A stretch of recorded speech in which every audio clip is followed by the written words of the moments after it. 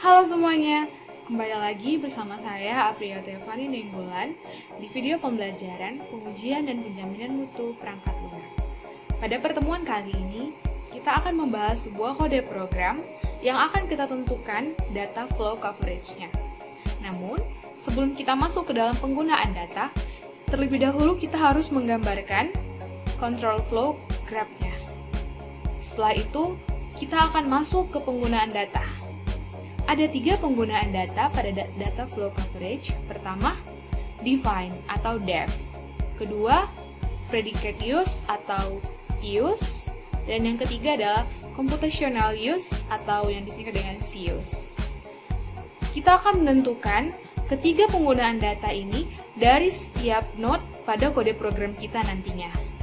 Jika sudah dapat kita tentukan, kita akan mencari apa yang termasuk ke dalam global CUse maupun global definition. Maka, tanpa perlu berlama-lama lagi, selamat menyimak.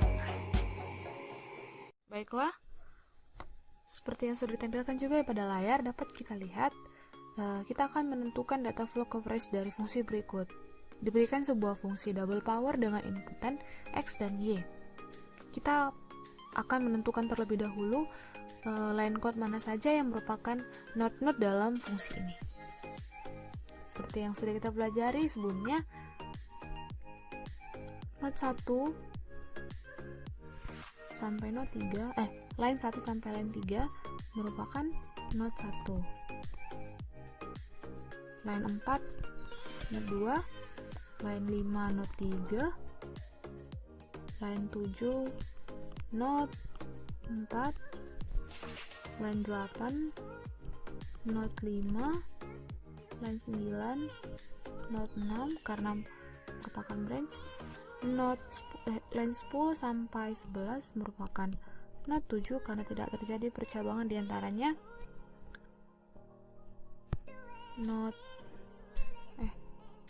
Line 13 node 8, line 14 node 9, line 15 merupakan node 10. Kenapa board di sini merupakan node? Karena dia merupakan kondisi yang dipanggil jika true pada branch if X sama dengan 0. Kemudian node 11 untuk line 17 dan yang terakhir node 12 untuk line 18. Sekarang kita masuk menggambarkan data flow coverage-nya. Masukkan N1. N1 di sini langsung ke N2. Nah, di N2 kan terdapat if, maka dia merupakan sebuah branch terhadap N3 dan N4. Di sini kan N2 itu kan bernilai true jika Y besar 0, maka di sini Y besar 0 jika true, dan jika false maka dia Y kecil 0. Di N3 ini kondisinya itu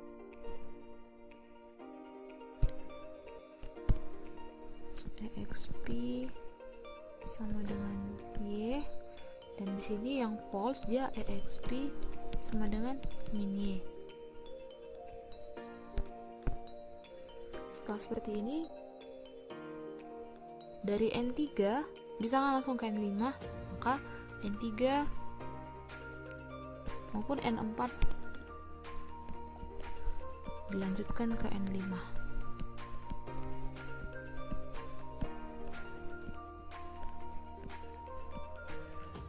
Kemudian dari N5 lanjut lagi ke N6. Kita cek, ternyata N6 ini merupakan branch. Ini ketinggalan karena ini data flow, jadi kita setiap node-nya itu kita kasih tahu dia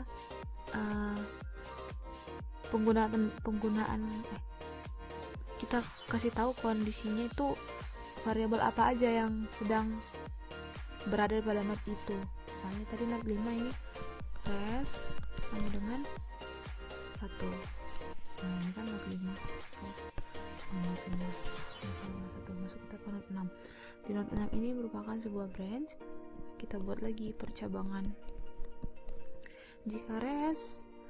Jika while di sini jika dia bernilai true, maka exp ini tidak sama dengan 0. Jika true, maka dia masuk ke node 7. Dan jika false, dia akan langsung masuk ke node 8. Di mana 8 ini merupakan sebuah branch lagi yang akan kita bagikan lagi.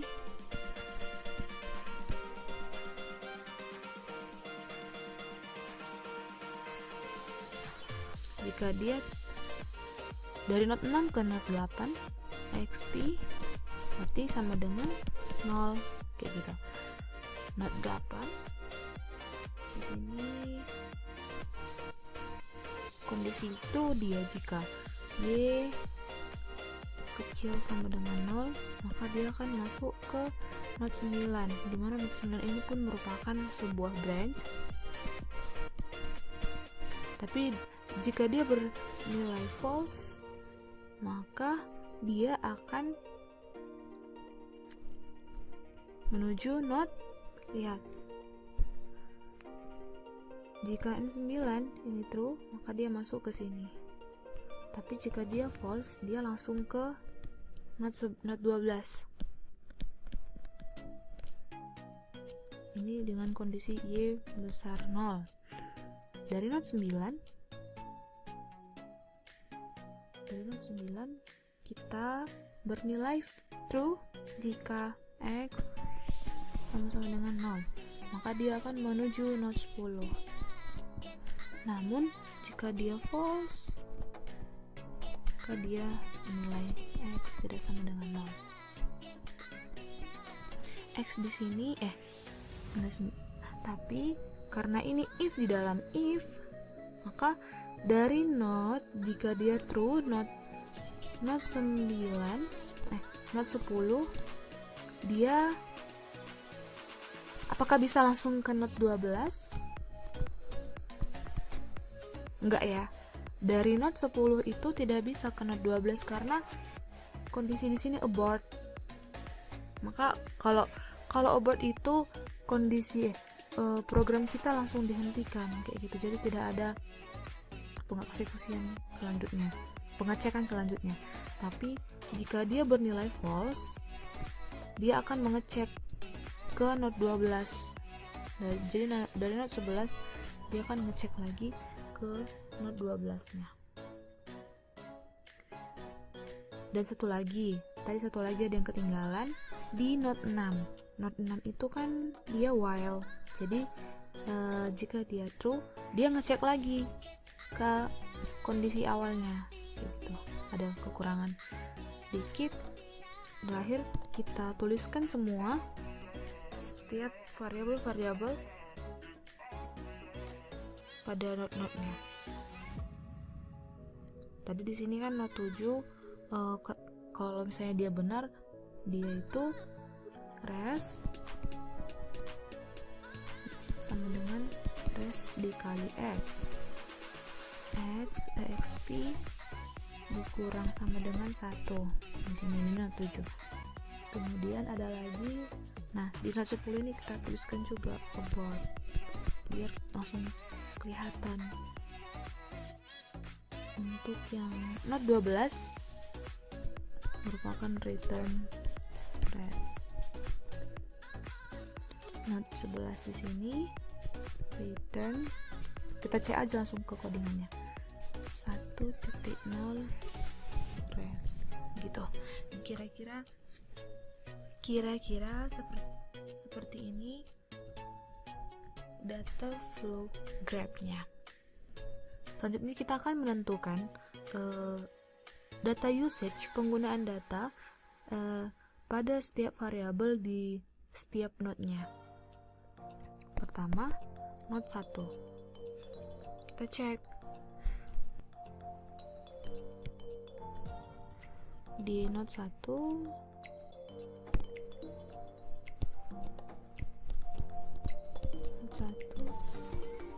kita lihat ada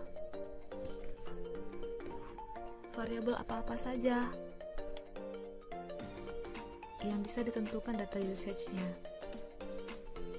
Ada X dan Y. X, Y, yang mana mereka data usage-nya itu adalah dev. Ini ya, karena kenapa dia bisa masuk didefinisikan, karena ketika program dieksekusi, si fungsi ini langsung memanggil mereka X dan Y. Jadi ketika proses pengeksekusian itu dimulai, maka nilai mereka itu sudah didefinisikan, sudah diinput ke X dan Y-nya. Makanya X dan Y itu merupakan definition pada node 1. Tapi untuk EXP dan REST, mereka tidak merupakan variabel yang dapat ditentukan data usage-nya, karena di sini kita hanya mendeklarasikan mereka saja, belum ada nilai yang dimasukkan terhadap mereka, seperti itu. Kemudian untuk node 2 ada Y. Y di sini merupakan pius di H berapa?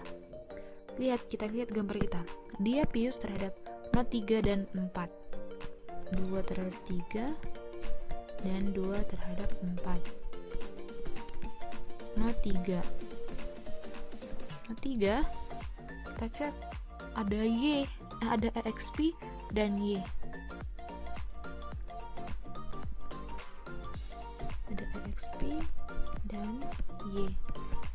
EXP di sini merupakan dev dan Y di sini merupakan sius, karena dia digunakan untuk nilai dia itu merupakan nilai yang akan dikomputasikan oleh EXP.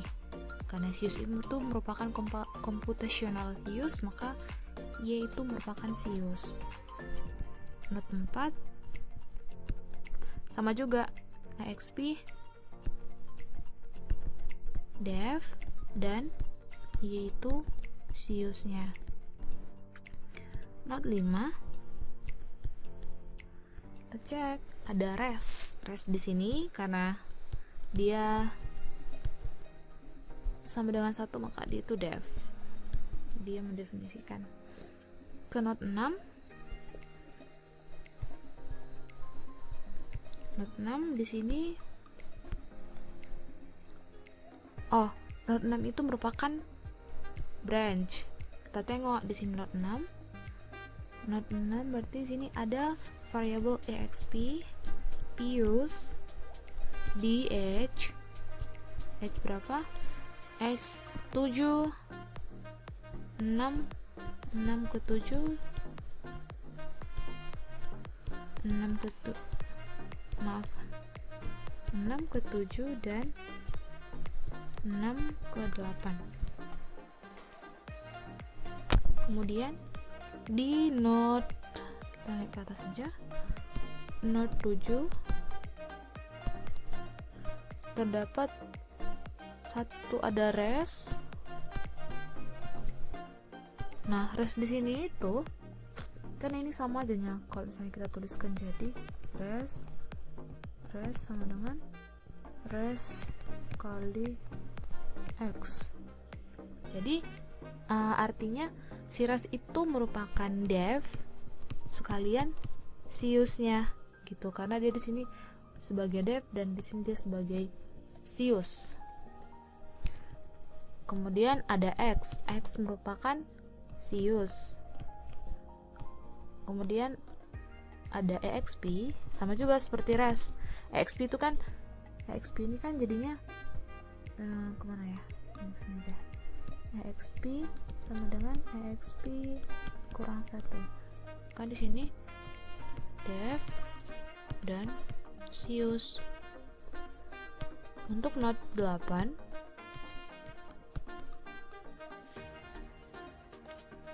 kita mendapati lagi sebuah branch, yaitu variabel y pius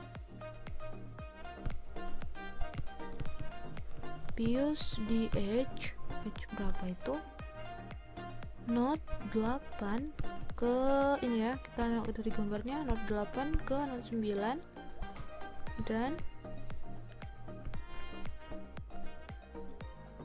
8 ke note 12 ini. Kemudian note 9, di note 9 ini terdapat variabel x yang ternyata menjadi pius lagi di h nih, 9 terhadap 10 dan 9 terhadap h 9 dan 11. Kemudian kita masuk ke note 10. Nah, note 10 di sini kan abort. Karena dia abort itu kan proses kita langsung dihentikan. Jadi tidak ada variabel yang bisa ditentukan data usage-nya. Maka note 10 itu empty. Kosong. Tidak ada. Baru kita masuk ke note 11. Di note 11 ada res. Nah, di sini karena dia return, maka res merupakan sius. Dan yang terakhir note 12 ada return res kembali, maka res di sini merupakan sius. Nah, jadi data usage-nya itu seperti ini. Dari note 1 kita definisikan dulu per node-nya. Jadi per node-nya itu kita tentukan setiap variabel yang dalam node itu dia data usage-nya itu seperti apa, apakah def, pius ataupun sius. Jika sudah diperoleh data flow graph sama data usage-nya, kita langsung ke soal pertama. Draw the data flow graph of the program. Oke, sudah. Ini dia. Kedua, define the global sius and local sius. Dalam menentukan global sius dan local sius, kita harus tahu dulu global sius itu apa. Apa itu global sius?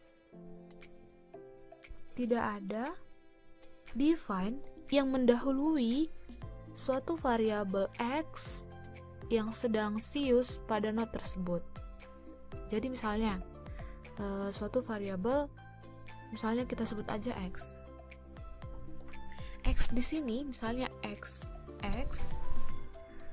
di node sembarang node ini dia itu udah bernilai sius kayak gitu kan, udah bernilai sius. Tapi dia nggak didahului oleh define atau def. Maka karena dia x sama dengan sius, ini yang dinamakan global definition. Global sius.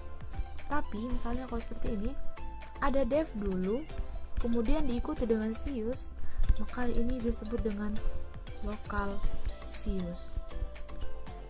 Karena tadi kan x disebut sebagai global sius, tidak ada define, nggak ada definisi yang mendahului si sius ini di node tersebut kayak gitu. Jadi dia langsung aja sius. Tapi kalau misalnya ada def yang mendahului si sius ini di node tersebut, maka itu disebut sebagai local sius. Paham sampai penjelasan global sius dan local sius? Kita akan langsung mengerjakan ke soalnya.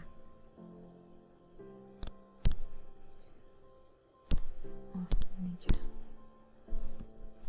Global sius. Kita cek node-node apa saja dari keseluruhan variabel-variabel apa saja dari keseluruhan node ini yang merupakan global sius. Kita cek node 1 tidak ada, node 1 nggak ada, node 2 pius, node 3 node 3 ada y sama dengan sius, berarti variabel y merupakan sius di global sius di berapa? Node berapa itu? Node 3. Kemudian lagi, ada Note 4. Ternyata Note 4 juga ada di Note 4. Kemudian di Note, apakah masih ada? Note 5, 6 gak ada, skip. Note 7, di Note 7 ada X di Note 7. Kemudian ada lagi di Note 8 tidak ada, 9 tidak ada, 10 tidak ada, Note 11 dan Note 12 ada res di Note 11 dan ada res lagi di Note 12. Jadi inilah yang merupakan global SIUS kita. Nah, global lokal SIUS-nya gimana? Langsung saja. Apa tadi? Jika seperti ini, maka dia lokal SIUS. Kita tengok tadi kan ada kan kita dapatkan. Nah, di Note 7. Di Note 7 ada res dan exp yang ada dev di depannya, kemudian diikuti dengan SIUS. Kita ada exp res di Note 7. Kita cek yang lain, apakah ada memiliki kondisi seperti di Note 7 juga? Oke, tidak ada. Maka itu untuk global SIUS dan lokal SIUS. Kalau ini sudah dijawab. Nomor 3, define global definition and local definition. Kita masuk ke bagaimana menentukannya. Kita masuk ke pengertian global definition. Bagaimana global definition itu kondisinya? Ada 3 ya definition. Pertama, dia harus last dev di node-nya sendiri. Dia harus last dev di node-nya sendiri. Kedua, dia variabel tersebut harus memiliki global SIUS dan memiliki pius di node selanjutnya terhadap variabel yang sama. Dan yang ketiga, dia harus DCP di antara node yang satu dengan node yang dia menjadi global SIUS atau pius. Oke, kita langsung saja. Kita cek. Nah, pertama sekali kita tandai dulu mana di sini variabel yang ada devnya. Dari node 1 ada X, ada Y. Kemudian di node 3 ada EXP, node 4 juga ada EXP, node 5 ada res, node 6 enggak ada, node 7 ada dev, node 8 ada res dan EXP, dan selanjutnya tidak ada. Jadi ada 1, 2, 3, 4 node yang memiliki dev di dalamnya. Jadi kita cek dulu. Pertama si X. Nah, X ini apakah dia merupakan last dev pada node-nya? Ya, benar. Karena hanya X hanya ada X di dalam node ini yang didefinisikan. Kemudian untuk pengecekan kita cek apakah dia ada menjadi digunakan sebagai SIUS maupun atau pius di node selanjutnya. Kita tengok global SIUS maksudnya ya. X, node 2 tidak ada, node 3 tidak ada, node 4 tidak ada, node 5 tidak ada. Jadi node 7 dia menjadi SIUS, maka dia berpotensi karena dia digunakan karena X digunakan kembali di node 7, maka dia berpotensi sebagai global definition. Tapi ada satu syarat lagi, apakah dia DCP di antara node 1 sampai node 7? Kita cek ke gambar. Maksudnya di sini DCP, kita cek DCP itu kan definition clear path. Jadi kita tengok jangan ada definisi X di antara node 1 sampai node 7. Jadi jika ada misalnya didefinisikan dari node 1 sampai node 7 di antara node 1 sampai node 7 X def, maka dia tidak DCP. Tapi kita cek dulu node 1 sampai di antara node 1 dan node 7 ini apakah ada X.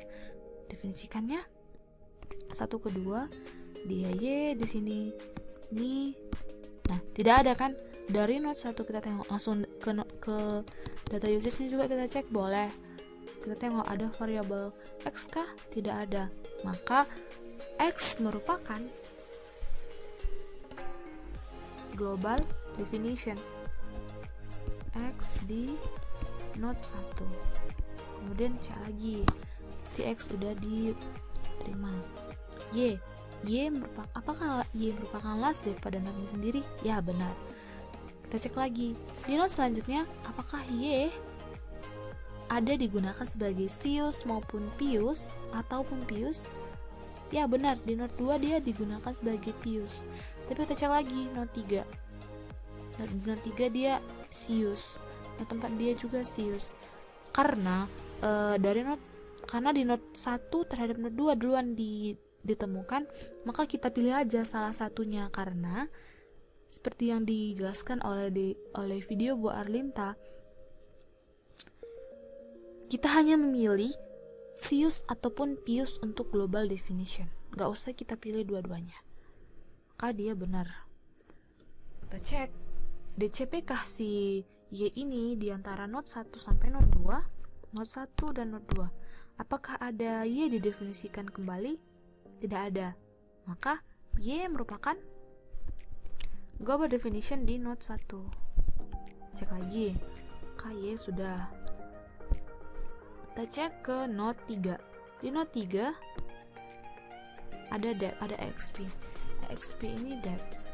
Kita tengok si EXP ini apakah dia last def di node-nya sendiri? Ya, benar. Apakah dia ada digunakan sebagai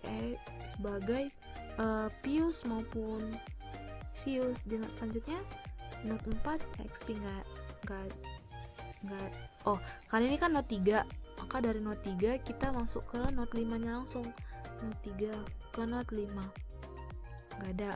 Kemudian dari node 6, nah di node 6 dia ternyata Pius kah? Dan kita cek dari antara node 3 sampai node 6, 3, 5, 6, apakah ada node 6, apakah di antara node tersebut ada EXP didefinisikan dari node 3. Nah, nggak ada. Di node 5 itu nggak ada def didefinisi, nggak ada EXP didefinisikan. Maka ya, EXP global definition di node 3. Apakah ada lagi? Kita tengok. Ada, berarti diterima. Nah, node 4 di node 4 karena sama perlakuannya terhadap node 3, maka dia sudah otomatis menjadi di node 4. EXP pada node 4 merupakan global definition di node 4. Selanjutnya kita cek untuk yang res pada node 5. Res di sini apakah dia merupakan global definition atau tidak? Kita cek. Apakah res merupakan last def pada node-nya sendiri? Ya, benar. Kita cek lagi. Apakah ada digunakan res sebagai global Sius ataupun Pius di node selanjutnya? Node 6 nggak ada. Nah, di node 7 res merupakan global Sius. Bukan merupakan global Sius, melainkan lokal Sius. Maka res sudah menyalahi aturan, dia tidak DCP di node 7 karena di sini dia merupakan global Sius. Salah. Dia merupakan lokal Sius.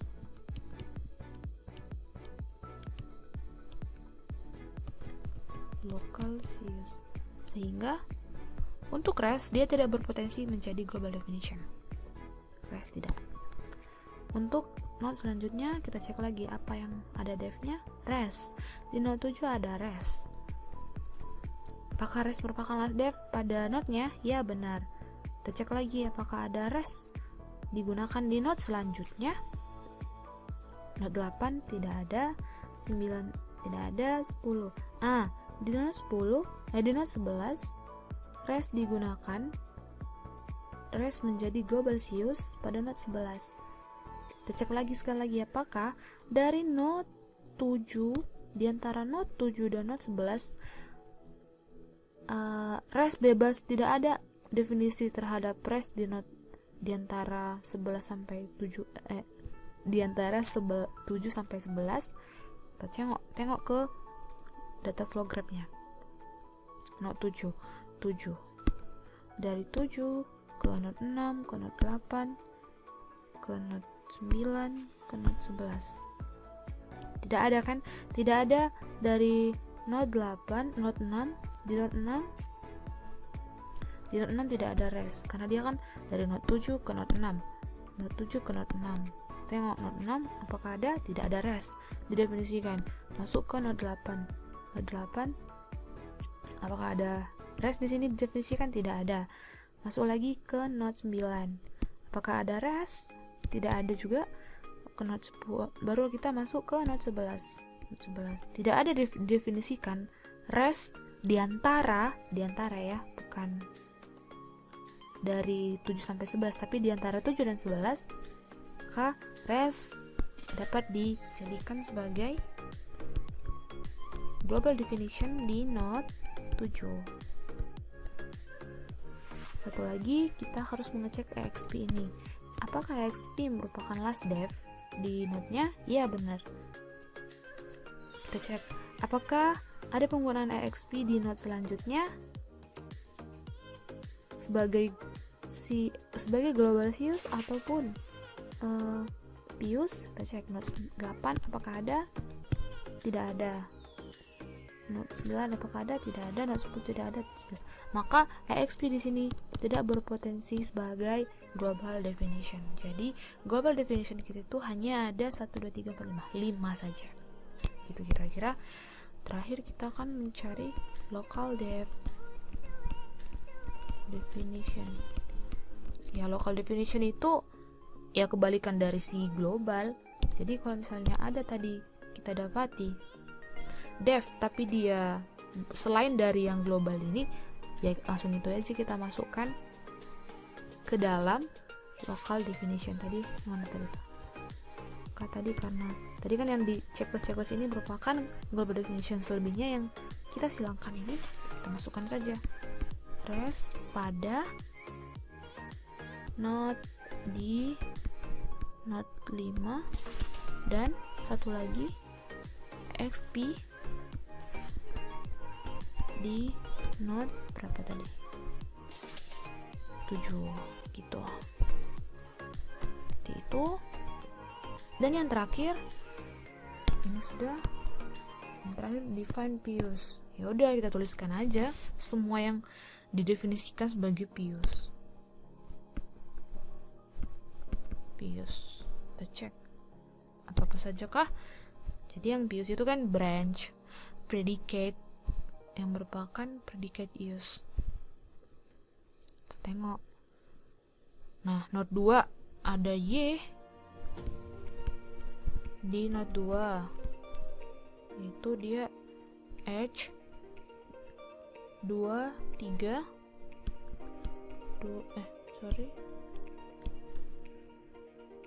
ini 2 terhadap 3 dan di h 2 4. Kemudian kita cek lagi y. Apakah ada lagi pius? Ada di note 6. Note 6 ada exp dia pius di note 6 h6 terhadap 7 h6 7 dan 6 8. Ada apa lagi kah di note selanjutnya? Ada di note 8, ada y di note 8, h nya itu di h 8 ke 9 dan 8 ke 12. Apakah masih ada lagi? Ada di note 9, y di note 9. di N9 dengan H 9 ke 10 dan 9 ke 11. Jadi ada 4 pius kita yang ditandai dengan ini aja. Kita lihat aja pokoknya kalau misalnya ada dia percabangan itu 1. Terus ini lagi 1. Ini lagi 1. Dan yang terakhir ini. Jadi begitu kira-kira untuk menentukan global CIUS, local CIUS, global definition, local definition, dan pius dari kode program berikut. Semoga dapat dipahami, dan jika ada yang ingin ditanyakan boleh tinggalkan di pertanyaan di kolom komentar ataupun menggunakan forum diskusi kita yang lain. Semoga bermanfaat. Terima kasih. Sekian video pembelajaran pada pertemuan kali ini. Semoga dapat dipahami dan dimengerti oleh kita semua dalam pengerjaan tugas-tugas selanjutnya. Tetap jaga kesehatan, banyak minum untuk menjaga stamina tubuh kalian. Semangat! Selamat belajar!